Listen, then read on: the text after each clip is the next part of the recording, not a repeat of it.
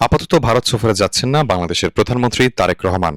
এই কথার জানার পর থেকেই কেমন যেন বদলে যেতে শুরু করেছে ভারতের সুর। দেশটির বিভিন্ন কর্মকর্তারা বক্তব্যে মিলছে চরম অসন্তুষ্টির ছাপ। এদের মধ্যে কেউ কেউ দিচ্ছেন যোগাযোগ পথ বন্ধের হুমকি, কেউ কেউ দেখাচ্ছেন কূটনৈতিক শিষ্টাচার লঙ্ঘনের ধৃষ্টতাও।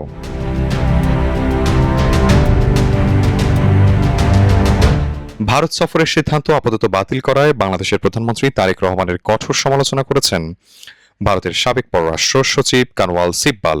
ভারত সফরের সঙ্গে সাবেক প্রধানমন্ত্রী শেখ হাসিনার প্রত্যর্পণের বিষয়টি যুক্ত করায় তিনি তারেক রহমানের সমালোচনা করে বলেন, তারেক রহমান এমন এক গর্ত খুঁড়ছেন যেখান থেকে আর বের হতে পারবেন না।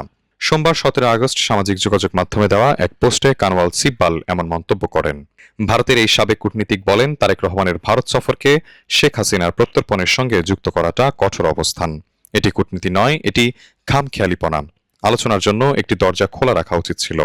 কানওয়াল সিব্বাল আরও বলেন, ভারতের সঙ্গে সম্পর্কের ক্ষেত্রে পাকিস্তানের সাবেক প্রধানমন্ত্রী ইমরান খানও একই ধরনের ভুল করেছিলেন।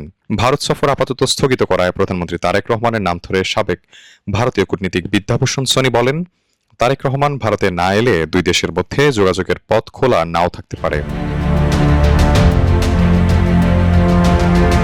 ভারতীয় বার্তা সংস্থা ANI-কে দেওয়া এক সাক্ষাৎকারে তিনি বলেন, দুই দেশের মধ্যে তিস্তা নদীর পানি বণ্টন সহ অনেক অমীমাংসিত বিষয় রয়েছে।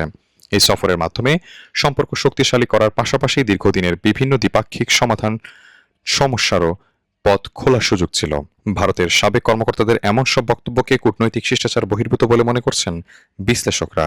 বিশেষজ্ঞরা বলছেন, প্রতিবেশী রাষ্ট্র হিসেবে বাংলাদেশের প্রধানমন্ত্রীকে সফরের আমন্ত্রণ জানানো স্বাভাবিক প্রক্রিয়া, কিন্তু তিনি কবে যাবেন না যাবেন কিনা সেই সিদ্ধান্ত নেওয়ার পূর্ণ এখতিয়ার বাংলাদেশের। ভারত যেভাবে চাপ সৃষ্টির চেষ্টা করছে তা আগ্রাসী কূটনীতির বহিঃপ্রকাশ।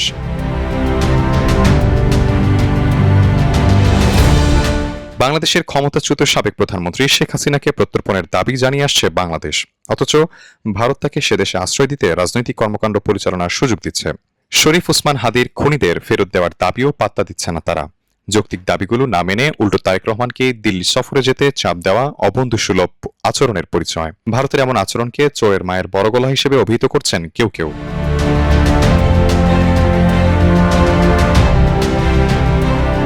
সাইফুল ইসলাম, ডেস্ক রিপোর্ট, দেশ বুলেটিন।